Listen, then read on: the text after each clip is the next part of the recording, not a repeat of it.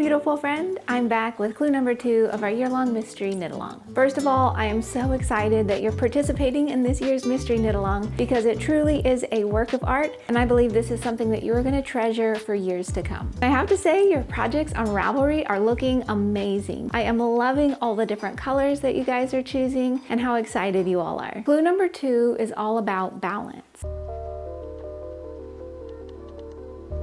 For this clue, we will be working stranded color work. And for this knitting technique, it's best if your floats are balanced, not too loose and not too tight. And this is a wonderful clue to remind us to keep balance in our lives. Knit for a bit, take a break, knit for a bit, take a break. I know it can seem like just plowing through with relentless hard work is the way to get things done, but pacing ourselves is going to really help us be more productive and happier. So go ahead and download clue number 2 at expressionfiberarts.com. Make sure that you are signed up for email updates so that you don't miss out on the announcement of next month's clue. In order to work this next clue, you're going to need the next color, and for this month we are recommending Pixie Dust on our Buttery Sport yarn.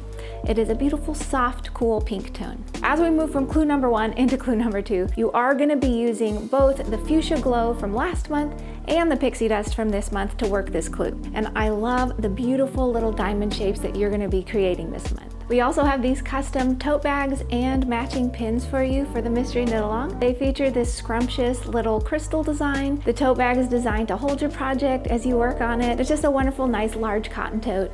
And then the pin features the same gorgeous crystal design, and it's just beautiful for putting on your hats or your project bags, your shawls, or your jackets. And if you finish your clue on time this month, you will be entered to win this month's prize. So yes, we are doing monthly prizes this year, as well as enormous prizes at the end of the year. So I can't wait for you to see those. So as you get started, I do have a couple tips for you when working this section of the pattern. First thing is you want to remember, keep your floats nice and loose on the back so that they're not too tight and pinching up your work. This will ensure that your knitting lays nice and flat. I want to encourage you to take your time with this clue. Fair Isle is worked just one stitch at a time.